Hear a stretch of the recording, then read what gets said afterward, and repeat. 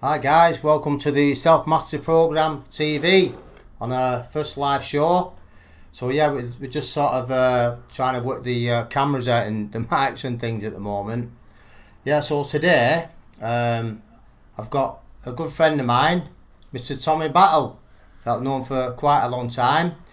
I told him a couple of weeks ago that I was doing the live streams, and he said he'd be interested in coming along and putting some of his thoughts across to the public about different things.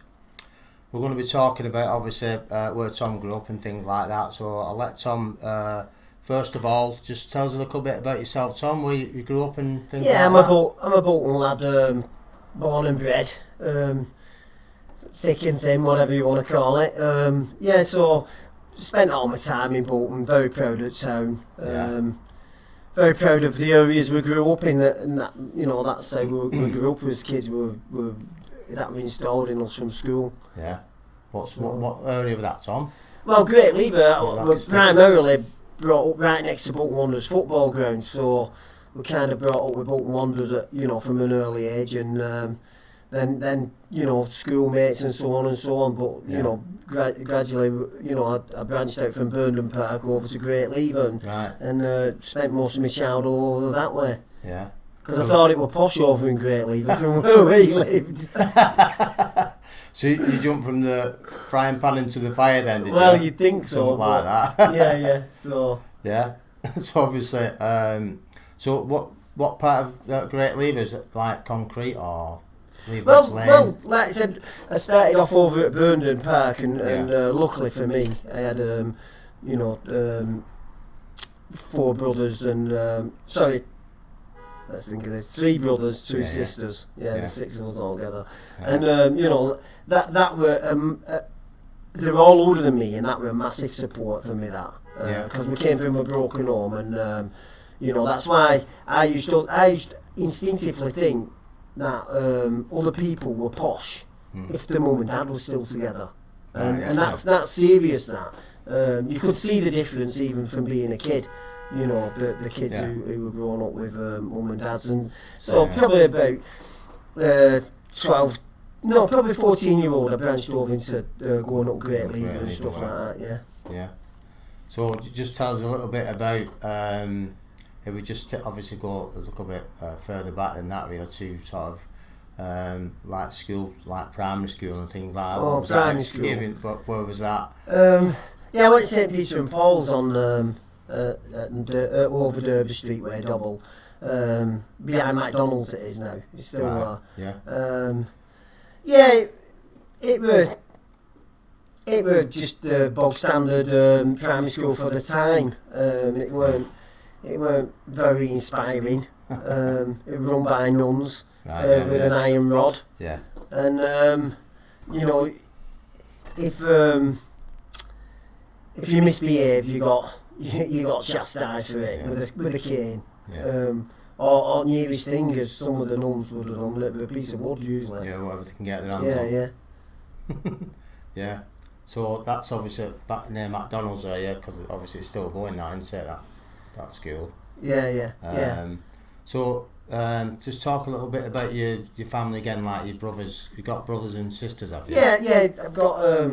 It makes me think this. I've got 2 sisters, 3 brothers, 6 of us all together, and like I said, we kind of all dragged each other through. Yeah.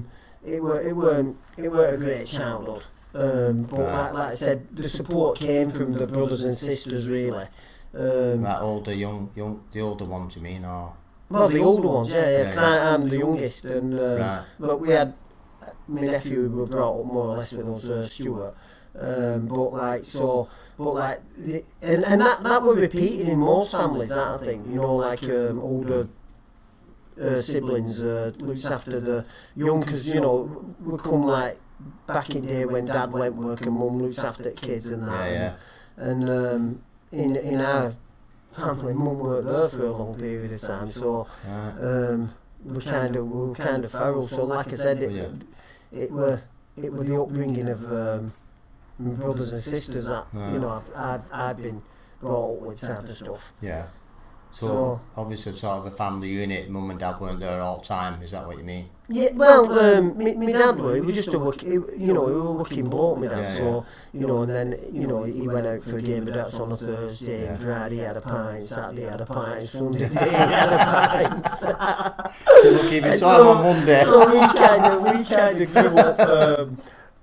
But it was par for the course. Everybody was in the same thingy, everybody was roughshod and stuff like that, and everybody looks back on the adventurous days of our youth, like what we got up to. But I'm sure as parents then we would never want that for our kids. I mean, some of the stuff that we used to get up to as 14, 15-year-olds. Yeah, because obviously we're crazy talking stuff. I don't know if we're still alive. Yeah, about that family unit, because obviously we're similar age and we sort of brought up in the same era, weren't we? Yeah. And I remember when I was really young, we used to live in Allowell originally, Oslo. Right. And we got up one morning and we basically thrown it back in the pickup. Yeah. With mum and dad, obviously a big Irish family, 11 of us all together then. And then we shipped off to Dean. Yeah. We lived up there till I was about 13, something like that. And then we moved to Great Lever. Right. But yeah, I come from obviously a big family as well, and it's sort of like looked up to your big brother and stuff like that. Yeah. And like I said, you sort of soon learned your way about, didn't you? Well, your brothers are your brothers and sisters are your immediate peers, aren't they? They're your immediate role models, especially when, like I said back in the day, the family support and what we come from, like working class families and stuff, wasn't as good as it should have been. But like you can see that support now. We're doing boxing club. I see that support with family unit. Parents bring the kids to the boxing club. Parents bring the kids to football. Parents take their kids to the football match. I mean, I can remember going to my first football match on my own, and I thought it was great in 1968. I was 6. I went on my own. I can remember. Was that Bolton? At Burnham Park, against Oxford United. It's terrifying for that kid, isn't it? Well, I don't know, because it was just great. Don't forget, back then we were probably on our way down to 3rd Division from old 2nd Division, and crowd were probably about 3,000, so there weren't that many on. And we were with a big gang, you see, big gang, brothers, all the gang were there. It were like some like angels with dirty faces back then. Yeah. And as you know, that type of growing up pattern was repeated all wherever we went. It weren't like unique to us. It was like every area you went, there were a gang of kids, weren't there? Well, obviously, like I said, we were similar to that really. I don't really remember that much about Allowell because I was really young. I remember my mum having our Chris in Allowell. And then my mum just sort of disappeared for a bit, and my dad's looking after us, and I'm thinking, what's going on? So I must have been only about 6 or something like that. Yeah. And like I said, next minute we've got another, obviously, kid there, and then we've shipped off to Dean. Yeah. But if you want to go a little bit back again to sort of talk a little bit about primary school, Tom, how did you find that? Well, same again, it hard, we had A and B classes, so like the B class was generally thought like they were the less intelligent, and I was pressured from my family to get into the A class, which I did by skinning my teeth, but I struggled with the upper education side of it, like I probably would have been better being a big fish in a smaller pond rather than being thrown in, feeling like I was out of my depth. And one of my childhood memories, we had a teacher in remedial class for reading. Even though I was in the A class, I was in remedial class for reading, and I couldn't read a certain word, and it was clinging, and the word were clinging, and I kept reading it as clings and cling, and every time I got it wrong, he smacked me across the face. Wow. Right, he was the deputy head master as well, and it stuck in my brain, and it broke me heart. Now when I've got back to class, I'm like full of tears, and the teacher that I had at the time, Mrs. Fernley, she was really she knew that I was that hardy type of guy for me to come back and be broken hearted, she knew something, and she went out and chastised the deputy head type of stuff. Yeah. And that was kind of the teaching we got. If you didn't get it, you got a crack. You know what I mean? And so like, you kind of got that type of behaviour off at home anyway. Yeah. You know, if you didn't behave, you got a crack. Everything were a crack, wasn't it? You know what I mean? So like, you know, it kind of moulded you for sometimes being better staying stum than speaking your mind or coming out with wrong thing. That's right. You know Definitely. what I mean? Yeah, I think a lot of that as well, because I mentioned a lot about when a lot of people come to see me for helping that, obviously they're a lot older now, but it's sort of, they're sort of like moulded around that sort of keeping a stiff upper lip thing. You know, you don't show your feelings, you know. You don't say, oh, such a body did that to me at school. You know, teacher said this and you got done for that. Because if you went home, you get another crack. Yeah. Oh, you must have been naughty then. Yeah. So you were sort of stuck in between the two, weren't you? Yeah. All the time. And the silence of a victim is the perpetrator's best weapon. Yeah. In it, you know, like, and I'm not saying we were victim. Well, we were certain type of victims, but not of you know, misleading crime or whatever. Yeah. So primary school were kind of like that. There weren't a lot of support. I find that you know the parenting of today, not always, but most parenting were parents who are like, in a way, as a coach, it drives me crackers that they're overly involved, but I'd rather them be overly involved than not involved at all. Yeah. You know, because you know they're looking out for the kids. You know, and as we're in pub. Yeah. You know, or out at work, or you know what I mean. So it's better them being there than not at all. Yeah. So. Yeah, so obviously getting moulded then into a certain kind of person or labelled as a certain kind of individual, aren't you? At that particular time, your kid and teachers spot certain kids, don't they? And they don't sort of say, oh, well, he needs a little bit more help. It's easy to just teach that lad there, he wants to get his head down type of thing. Yeah. So they're doing that with it. So you come in moulded into a certain character then. I don't know about you, Tom, but what happened to me was I sort of started hanging around with certain kinds of people then who were sort of in the same category as me. Did you find that yourself? Yeah, of course. You search for likes, which goes, I think, across all types of society. That you know, like you know, you find you search for the the people who are like you. What I'd like to touch on with growing up next to a football ground, we're coming in with like I said, 3 older brothers and 2 sisters. That. And next to the football ground, being in an hard environment, coming from a family where my dad was a boxer and came from a big family himself, fighting and being hard and not being soft in our upbringing were absolute paramount.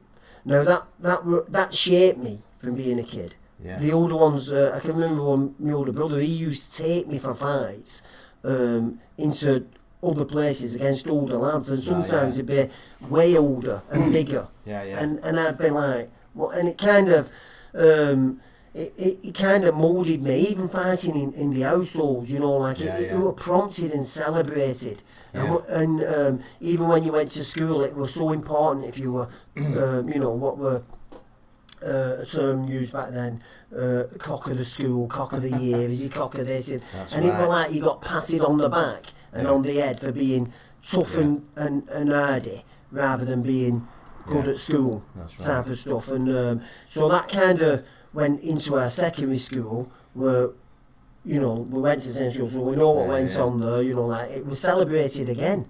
You know, it was a massive thing to be a celebrated fighter back in the day. You know what I mean? And unfortunately for us, and sometimes it weren't the right one, sometimes it was, you know, it just depended. But the guys who were the toughest guys, or you know, who became what we'd term, you know, the hardest kid in the year, whatever, were really looked up to as the biggest role model you could see. That's right. As a kid, Yeah. You know, I mean, like in year you were lucky you had Eddie Carson. He were a nice guy. When he was a proper nice guy. Paul Allen were in the year above. You know, but then you can come further back or forward a bit, and there were some nasty guys, weren't there? You know, luckily for secondary school, you know, like the guys who came out on top were usually nice guys. You know, when we got like a kid called John Trevor, he was a nice fella. You know what I mean? Yeah. I mean, if we sort of go back, obviously, because I don't, about the training program that I do, it's like a psychological training program, you want to call it that. It's basically all my experience over 20 years of helping people. Yeah. That obviously struggle through adversities, have been through bad times and that. And the one thing that I really discovered was, if you're going back again to your primary school and who you hung around with and how you was moulded into you creating a belief system about yourself, and it becomes very powerful. It becomes, this is who I am, sort of thing. But it's not you as per se. It's just the way you sort of dealt with things in that particular time, and started hanging around with certain people, and that sets you in that direction of your life. So later on, when someone says, "Oh, who are you?" You start saying like, "Oh, well, I'm like Phil Monahan. I grew up in a big family or whatever." But what I found as well is because you're moulded into that belief system, it's hard to get out of it. Yeah, I agree with that. It's really difficult because it's. I look at it because a lot of people come in and think, "Oh, well, it's set in stone. This is who I am." Well, if you think of your mind as being so powerful and it absorbs everything, it'll only really do what you tell it to do. As you think about it. If you go back to primary school, and that would state how you sort of guided into that. I've got to be tough, I've got to be hard, and my way out of this and showing that I'm somebody or whatever that is. If that's fighting, if that's doing drugs or whatever that is, and then you're sort of lost in that then. And that becomes your world and your reality then, doesn't it? Well, that's totally right. That's what I found out as I've got older. Like I said, fighting and being hard, I had it all around me. My parents were hard. It was celebrated, and so I've taken that into secondary school, and it happened again there. And as I've got older to be a coach, I went into my coaching that way. It was my way or the highway. This, that, and the other, and you had to be hard, and I thought I'd attract a load of what I would call fighters and the tough side of the sport. And what I found out as I've got older, you've got to work with people like they put in. You've got to just ply them different ways, whichever the way is best for them, not what the way is best for me, or as I see it, except whatever's best for them. So that I totally agree with that. What you built up, it dominates so much of your life. I'm probably going through the happiest period in my life from having cancer. I had cancer 2015, and it weren't looking very good. And obviously I've had time to evaluate myself. I spent like 2 years lay on my back thinking about life and the wars and the rights and ways I've been about things and stuff like that. And I think I've come out mentally the better side of it. But thinking in a really more positive direction. I find when I drive around Bolton, particularly if I drive up to Leverhulme Park, which is a funny thing enough, because I didn't spend much of my childhood up there, but what it is, my sister lived up there and she died of cancer and she was a prominent part of my life. And I get sad. I drive around big parts of Bolton and I look at places, that brings back memories, and sometimes it should have been happy memories, this, that and the other, but I get sad. And I get sad, and what I do now, I try avoiding them places. And think more positive, and think every day is a new day. Everything from life right now is a new start, and it's what you do with your life from now. So it's obviously everything that we talked about now, instilling those belief systems in yourself.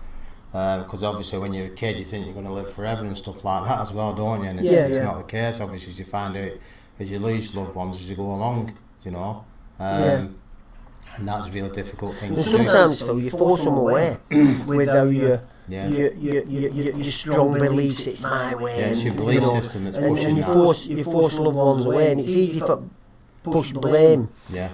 onto them. It's them. It's because they did this. It's because instead of looking inwardly at yourself and thinking to yourself, like if I would have behaved in a bit more different way, like, and you can't change people. You can't force people to change. No. So you've got to type of have a look, and if you want that relationship, whether it is a relationship is in man and wife type of relationship, or a friendship relationship, and which kind of people are getting on your nerves, or whatever you want to say. If you want that relationship to continue, you've got to be willing to assess it and be willing to change. And have a look at yourself. And I've lost probably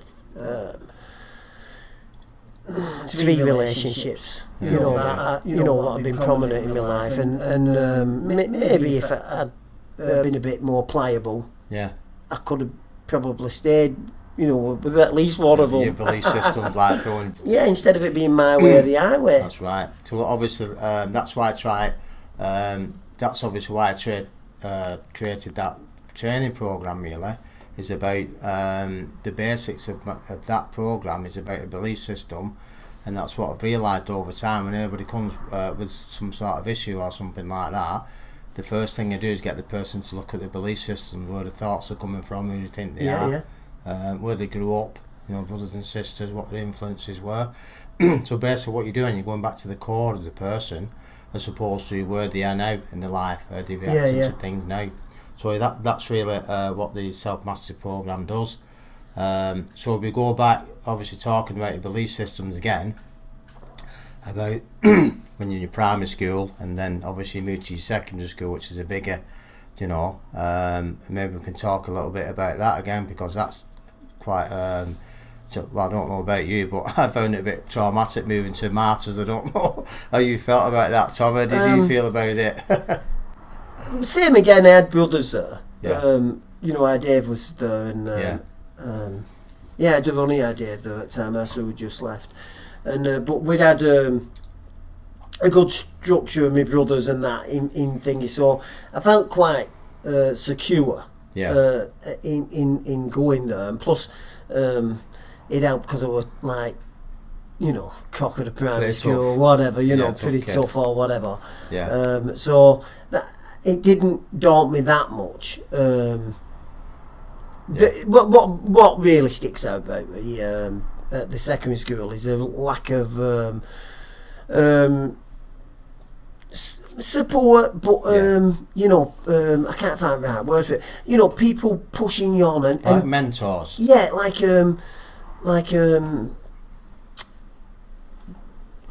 Believing in you. Giving yourself belief. You were told that you couldn't. You can't do that. The belief system. You'll never do it. That's right. You don't behave like that. Instead of, picking them up and going, why are you not playing for football team, Tommy? And, I can remember a PE teacher, who we know very well, I'm not saying names, but he put on my first report, he's put too much weight on, he needs to lose weight. And I did. I did, but why didn't he tell me? Why didn't he come and say, listen, let's go through this thing, you slim down, and, come across, in a more positive manner, that's right, rather than a derogatory one. And, but luckily, I was going through a stage in my life where I was boxing at Bolton Lads Club at the time, and it were, at Bolton Lads Club, it was kind of taken as an activity, and it wasn't very serious, even though I was actually fighting. As a kid, and I went to a club in Manchester where it was like something out of Detroit or the Bronx or something like that, and it was really hardcore, and from that I weren't inspired by the report, because my dad, I would I thought cheeky get like type of stuff, and so like when I've gone this other place, it was just a coincidence that I had gone to this other gym, and like I said, it was real hardcore, and my body, I went through like a body, I don't know, is it metamorphosis or something like that? So, and like I lost a lot of weight, looked quite stronger and fit and stuff like that. So, but that inspiration came from the boxing side and my boxing coaches rather than the school. And it were, we've seen, people of our age who've seen the film Kes, it were very similar to Kes, very similar. Even the careers officers, they were very similar. What do you want to do? And luckily that week I'd been, luckily or unluckily, if you come over and said I want to be an actor, how were that going to go? Well, you want to be an actor? Oh yeah, what? They wouldn't know anything, would they? You either go working in. Remember what girls used to always say to them? They would go and work in up Salisbury. That's right. Do you know what Bottom of Dean? Yeah. Making knickers and bras, right? That's right, stitching stuff up. I can remember them all saying that to them, and sending them all the same things. So like I'd been to the doctors for me dad. I used to go and pick his prescription up, and I seen some. Cannon Street, they were building them houses there, bottom of Cannon Street, and there were some bricklayers and they were having a right good laugh on scaffold, and I thought to myself, you know what, I fancy that. You know what I mean? So when careers officer said, you want to do, I said, I fancy being a bricklayer, you know what I mean? But it weren't that I knew anything about bricklaying, it was that I've seen him having a laugh, you know what I mean? So like, he did kind of channel me down that road, but like if I would have gone and said like, I want to be a ballet dancer or something like that, there was no outlet for it, it was all cut and dry. So obviously when you went to secondary school, obviously you older brother were there, but you had that sort of grinding and being tough, didn't you, as well? Yeah, but obviously with similar background, obviously I've got like 6 brothers, 3 sisters, and it's a big family, innit? But like I said, I found it a bit daunting really, because obviously having elder brothers, they were sort of the limelight to me, you know what I mean? I looked up to them all the time. Yeah. And I didn't really seem to get in that many fights really when I was a kid, because Tony'd like do them in, John'd have a fight with them or something like that. So I was in the background a bit all the time. But they obviously recognised me, so that's one at Monham, you know what I mean? So I was sort of stepped back a bit. And then when I went to the secondary school, my elder sister Anne-Marie, she just left at the time. John was in 5th year, and Tony was like the year above me. So I was sort of went in the playground, but everybody knew who I was. Yeah. Do you know what I mean? So I've gone in there, but I weren't really as fighters per se. I didn't fight people in the streets, but I fought them at home. My brothers, and they were a lot bigger than me, so I could handle myself in that respect. But it was sort of like I was a bit scared, and I remember the first day I got there, I went into the smoking area around the corner there on the fields, and there was like a little alcove. You probably remember it, Smoker's Corner, and there'd be like, I don't know, 50 kids there, wouldn't you? Be like that, and I'd be like, looking, because I wasn't really small then as well. Yeah. And obviously I'm not much taller now, but I used to look up, and next minute a kid comes around the corner, and this lad said something to him.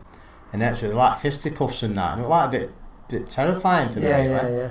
So what I did, obviously, from then on, was sort of kept quiet a little bit. I never really said much to anybody. So I became the quiet kid, but nobody'd say anything to me, if you know what I mean, that type of thing. So that was sort of similar to yours, but you were sort of fighting and things like that before that, weren't you? So you sort of had a little bit more belief in your own abilities and things like that, didn't you? On the fighting scene, obviously. You just made me think of something. I can remember being at dinner table, and you was on it.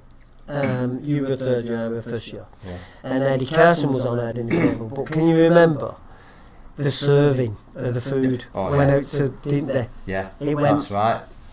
To the biggest lad, wasn't it? Yeah. Eddie served up, and luckily, he served up. But even that were, if it were puddings, like the weaker ones got less pudding and stuff like that.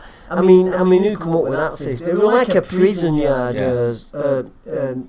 serving thing. They call it like prefects, weren't they? But they were sort of the bullies of the table, weren't they? You think of it that way. Obviously, Eddie weren't a bully, but you have specific ones, like you said. So it became the hierarchy, didn't it? But I think they wanted it that way. The teachers wanted it that way because they think, they'll be quiet if such a body's at the table, kids will keep quiet and all behave themselves. It saves us a job going around clipping everybody around here, all that type of thing. But I do remember the food serving though, Tom. Yeah.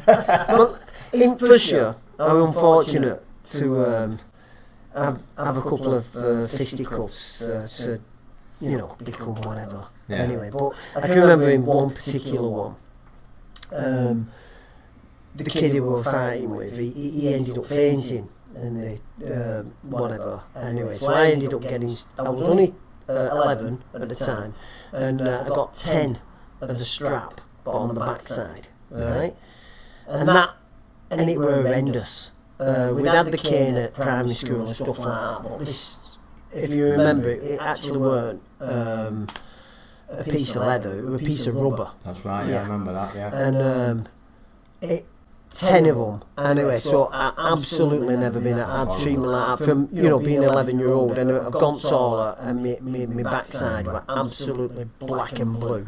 It had, you know, it had red marks with white welches on, you know, like, and then the day after it was absolutely blue. And you don't tell your dad. You don't tell any parents whatsoever. And people go on about bringing corporate punishment back to schools. You know, and I do understand schools have a big task in front of them, but if anybody would do that to my kid, you know, I won't be able to keep my hand off them. You know, and then as we went through school, that were a regular occurrence of about, you know, if we had a misdemeanour, we got slipper. Yeah. You know, if we were just mildly misbehaved in class, we got slipper. And then if it were like kind of a second grade crime, we'd go for you know, like going on Dell or whatever, you know, swings and stuff like that. Yeah. But if it were that type of or fighting, it was strap on the hand, wasn't it? Oh yeah. And then there was strap on your backside. That's right. And it went from grades of like having 3 to 10, you know, and 10 were the biggest one. But each one of them, it's unacceptable. It's unacceptable striking kids. Yeah, definitely. You know, even as a parent, you know, I do believe, you know, like sometimes you got to like slightly reprimand maybe. And I don't even do that, you know, not even now, you know, it's just, you know, that's the good thing about, you know, things, what you're doing now. There's advice out there. You know, we live in what we're doing now, you know, there's these type of programs, there's, you know, there's the internet, there's all advice out there if you want to search it. Yeah. So, you know.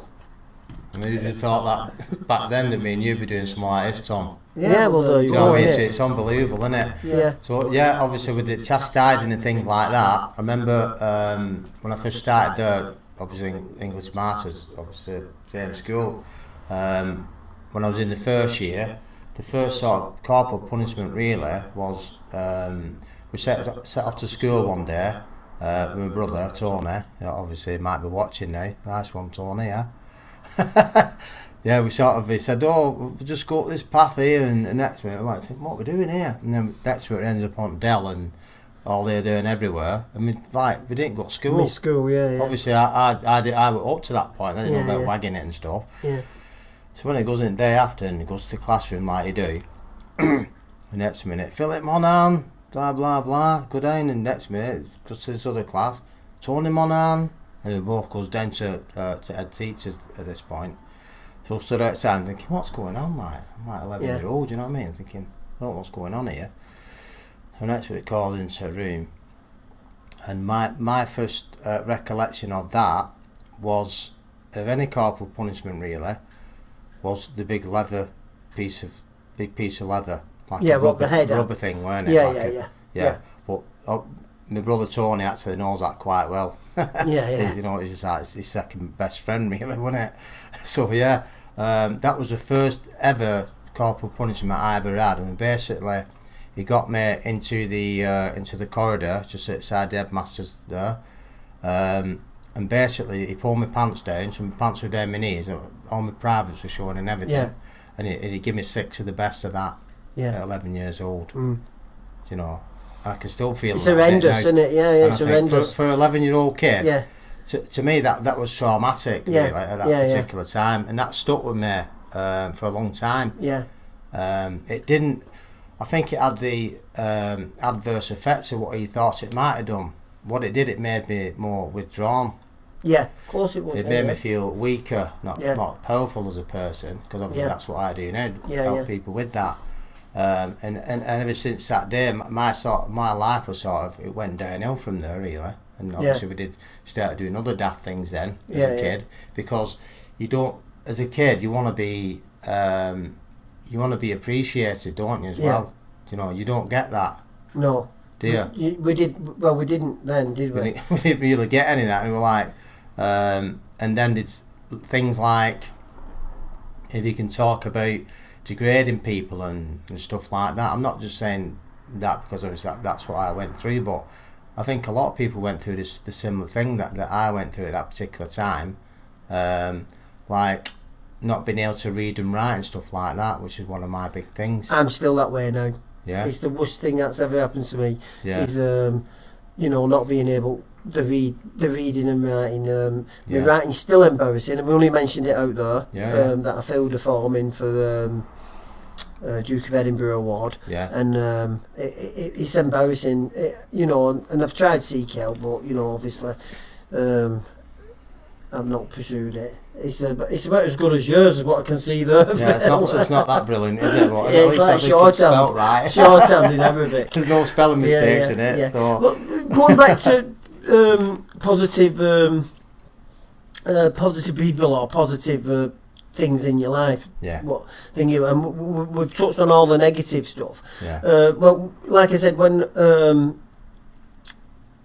was about 13, I went to a boxing club in Stretford, Manchester, and like I said, it was a big change of thing. But what were in there were a coach in there called Jackie Dyer, and the other coaches were good as well. But the difference with Jackie is that straight away he give you this: you will and you can. Yeah. And especially when you're in the corner. He used to tell you so much positive things you will get, and he used to tell you what you were doing, and you did it, because it weren't like you can, you know what I mean, and that had a massive impact on me, that I could, you know. Don't forget, 12 months before this, I'd had a thing off, a report off the PE headmaster, and I was already boxing at Lads Club, saying I was fat and overweight, and he was right. I was fat and overweight. I'd had 24 fights by then. Going back in there, you could have as many as you wanted as a kid. Back then, they weren't as protective as what they are now. Yeah. But and I'd only won 3 or 4. And that's because I was always fighting somebody who were like really tall. Yeah. And I can remember one of my old coaches at Bolton Lads Club, and he says, "Do you really want to do this, Tommy?" But I just love fighting. I just loved it. Yeah. And I said, "Yeah, why?" And I just didn't get it at the time. But as I've looked back and I thought, he was actually trying to say, you need back in, Tommy. You know what I mean? And then we've gone there, and it's been such a positive thing, you know what I mean? They're grabbing all of your positives rather than looking at your negatives and thinking. And that kind of goes with all boxing coaches. And not just pulling boxing up. I know that Thai boxing and other sports activities thing. If they're usually a good coach, they'll push you on to being your best. Because at the end of the day, coaching is about getting the best out of you rather than, seeing you fail at what you already were. You know what I mean? I'd like to think I'm more positive than negative. I have my spells where I do end up shouting and freaking out. A few F words and stuff. Done well today. I'd like to think the constructive swearing. Yeah, so obviously we can go back to that, like what you're actually talking about there, Tom, really. You're talking about like mentors, aren't you, people you look up to who are positive, which is obviously that's what I do, but I've not always done that. It's like a learned thing. I've learned that over so many years, and sort of it's hard to, when you're young, it's hard to. Well, obviously back in our days, there were no mentors. There no say, come up to, Phil, you're doing a great job there, you're really good at football, or, you're good at boxing. I never really had anything like that at all. The only way that I looked at things was just turn in every day, just mess about. I used to go into the class, you know, you were put into that category as sort of being a bad kid, you know, and then you hang around with certain people, don't you?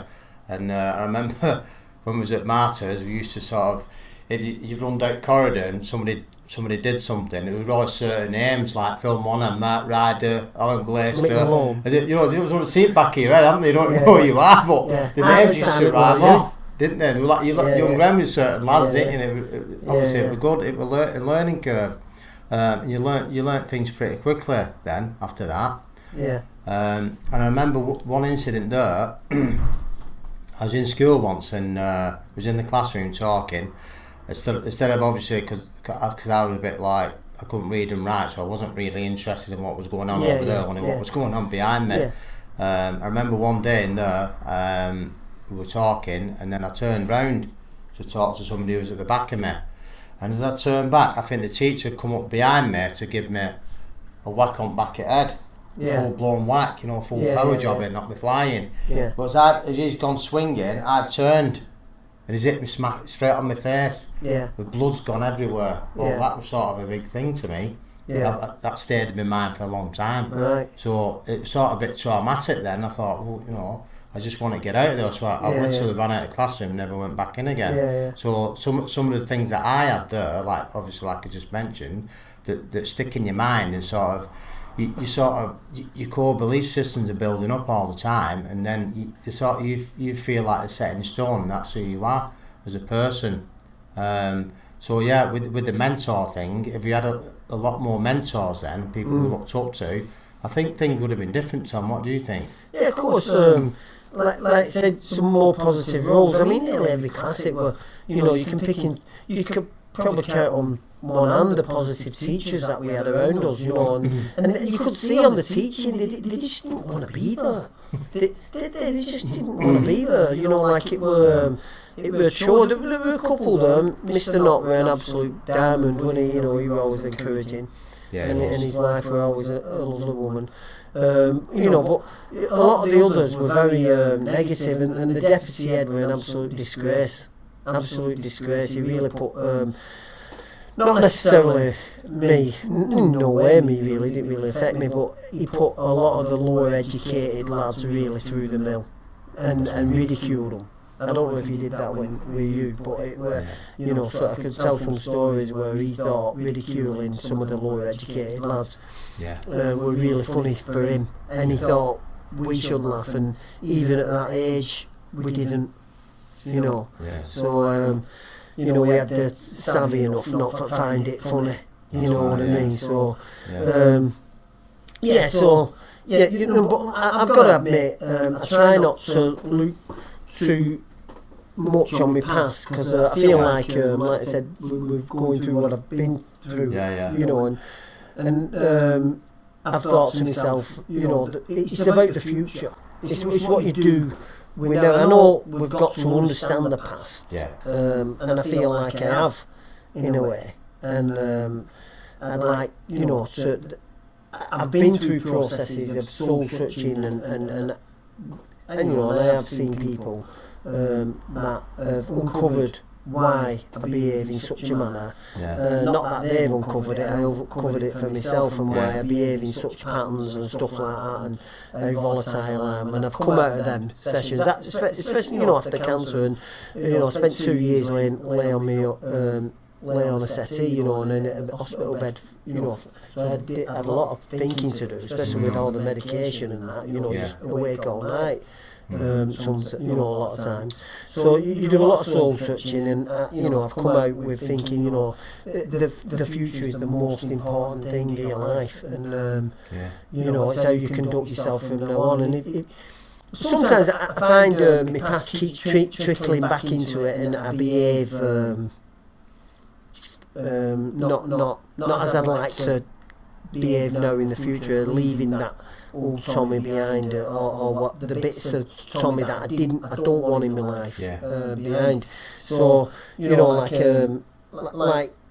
I can remember coming out of cancer, and my stepson, I always go like that. Negative again. This was the old negative Tommy. I'd be going, I've got lots of pals who've made it in professional boxing, and I'd be saying, I've always been a good amateur coach, and I'd be saying to my stepson Anthony, I'd be saying, I can do that, I can do better than him. And there's some poignant ones, I won't name because of my friends, throughout the sport, and I'm better than him, I know I'm better than him. And he says, listen Tommy, I've been, and a few swear words in between, I've been listening to this for 20 years, or whatever he has been. Long. He says, why don't you go and prove it? And I went, do you know what I am going to do? And I hope that one day I do. I'm still not. I'm on my way. I'm still chipping away. But what I've come to realise, I haven't got anything to actually prove. What I am doing is trying to make the best of me. Yeah. And then getting back to my old boxing coach. Yeah, I can. Yeah, you can. You can do this. Probably start believing some of me preaching what I do to boxers. And that self-belief is. Yeah.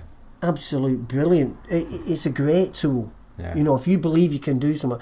I've always said to boxers, if you believe, if you've got two people in a fight and one don't believe he can win, well, he's going to lose. Yeah. If you believe if you put Mike Tyson in front of me, or which on paper I'm going to lose. Yeah. But if I really believe I can win, I'm going to give him one hell of a fight. Yeah. But if I think I'm going to lose, it's over. Yeah. Before it starts. That's a mindset that you built up over the years. Into sort of strong mindset that you built up from being a kid, really. And that's, like I said, that's what the training program that I do is. It's a bit similar to yours, really. Obviously with coaching, because that's really what I do as well, isn't it? That's a bit of coaching and things. But like I said, what I do is go through what you just said then, about believing that, because that's the ultimate thing. If you believe you can do it, you can do it. I can, but if you're limited to believing about yourself, and what you believe in yourself is you can't do it, which is instilled in you when you're young, so you can go back again to the belief system of a person. And that's really what I do with the program. What I do is you look at what are your beliefs, Tom. Where's that, when you say something, what does that mean to you? Where did you learn that? Yeah. So that's really what I do. Go to the core beliefs of a person first of all. Yeah. And then what we do is look at where they are now in their life, what they've not got or what they like. Yeah. Okay. And then the third step of that process is, like you mentioned before, is about you get to a specific place and it's moving forward. And that's what I talk about a lot as well. Is it's not about what's happened in your past so much, as about, because that's gone on it. It's never going to come back. It's how you move forward from that. Yeah. And I think unless you look back at your limited beliefs about who you really are, that's the bit people struggle with. Yeah. And what I found is time and time again is when people trying to move forward in their life, they take 2 steps forward and 3 steps back. Yeah. And what I've discovered is the reason for that is the core belief of the person. Yeah. They've not got the I can. Yeah. And that's really what I work on with people, which is obviously you do that as well, don't you? Yeah. You're pushing them forward. Well, unfortunately for me, I've gone and it took me talking to my stepson from that day, thinking, do you know what? I'm going to prove him. I'm going to do this. I'm going to prove him wrong. I'm this, that, and the other. And so the thing is that from that day, I've altered my structure of thought. Of going, chasing what we've been put out there as the dream, the nice car, the £250,000 house, because that's what it is now. Yeah. The 5-bedroom house, the nice car for the missus. Maybe private school if you're lucky. Well, I'm not lucky. You're lucky at them other lot. But but setting the goals, which were probably beyond. They're not beyond your reach, but they're a high target. Yeah. And none of them are actually. They're set by society, not as society's happiness, and they're not what makes me happy is boxing. Anybody who tells you who you'll come across and who know me, they'll say Tommy loves boxing, and I tell myself that every day. I used to work with this kid.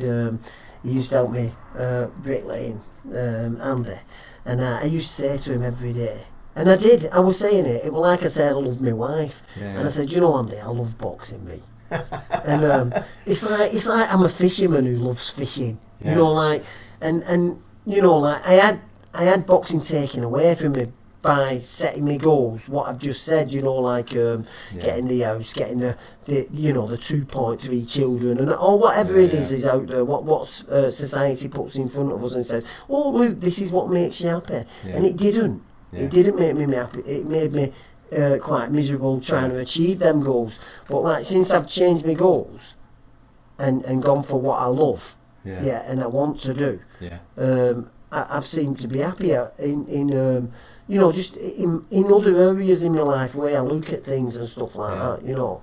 So yeah, is that something? Because obviously that I do that obviously deliberately with people that come and see me. But do you find that that's something you just sort of learned by accident rather than design?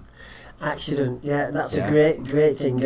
It's a shame that it took me up to, you know, how old when I got, so maybe 53, 54 year old, to be having all around me, because you know, like all my boxing friends were there, all my boxing contacts, everything that I needed to do were there, but it took me all that time to realise what, you know, and sadly I'm still learning stuff now, and this is where your programme and you know, like you know, the information that's out there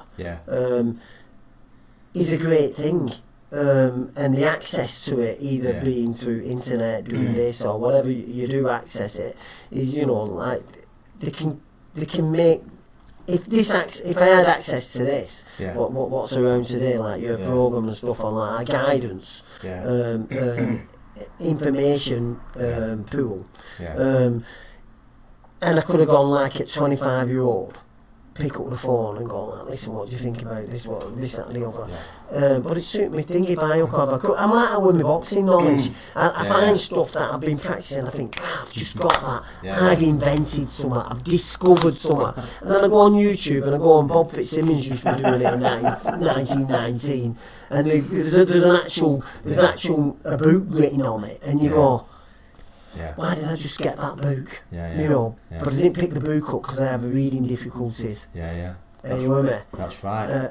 I don't have reading difficulties. I can read about stuff that I'm interested in.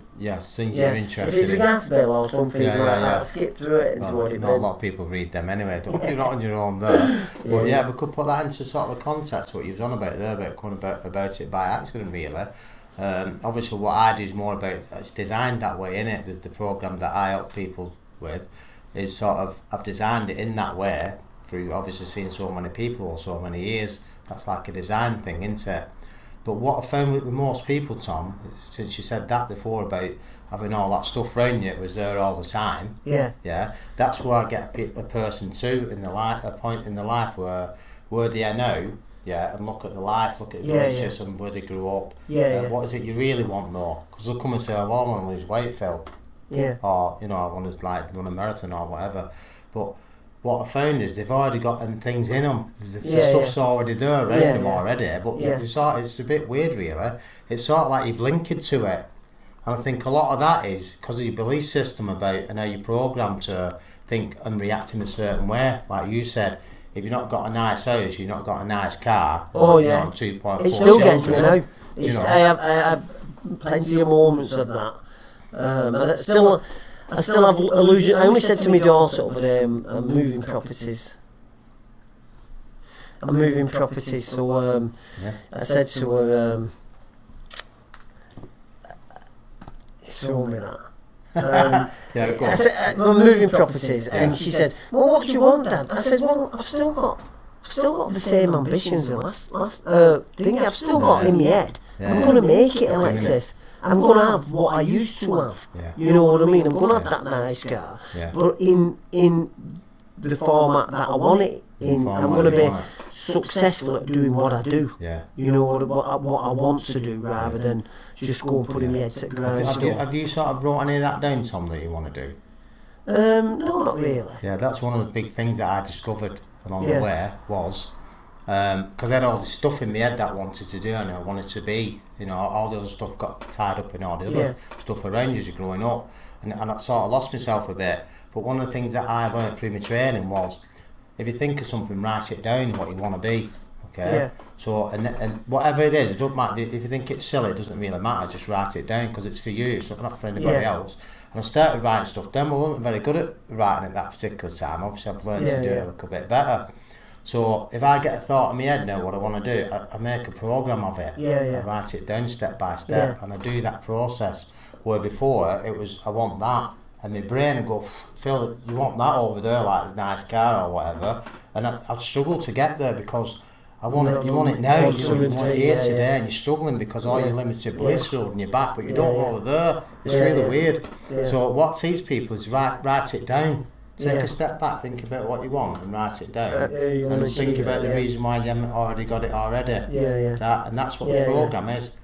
So you build it up and you take little steps at a time. Right. That's really what the self-mastery program helps people with. Which is sort of like mentoring people, innit? But in a specific way, obviously, that I've learnt over time. So we're coming obviously to the end of the program shortly.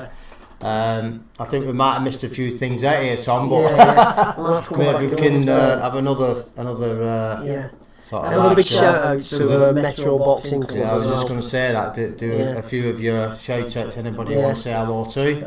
Love Food on one of our sponsors, Love Food Deli on Sonwell Road. Metro Boxing Club. If you've got anything about yourself or whatever, just get down there. It does everything down there. If you can just sort of just let them know where that is and what the address is. Castle Youth Centre. Postcode BL2 2JW. Do you have a phone number out there, Tom? You'll get us on internet. We've got a Facebook page and we've got a web page. Facebook page, Metro Boxing. Just get on Metro Boxing. Okay, that's good then. So that we can call that a wrap for now then, Tom. Obviously we might have to do that again, mate. Because we've got quite a lot to do here. Like we sat outside a pub with a cig. So we've covered quite a lot really, haven't we, today? But obviously not all that we want to do up to the modern day, but we'd like to come in and talk about the more serious things later on next time. That we can call that a wrap, Tom. Right, nice one, Thanks Phil. for coming. Cheers for having us on. Brilliant. Right, nice Thanks, one. guys.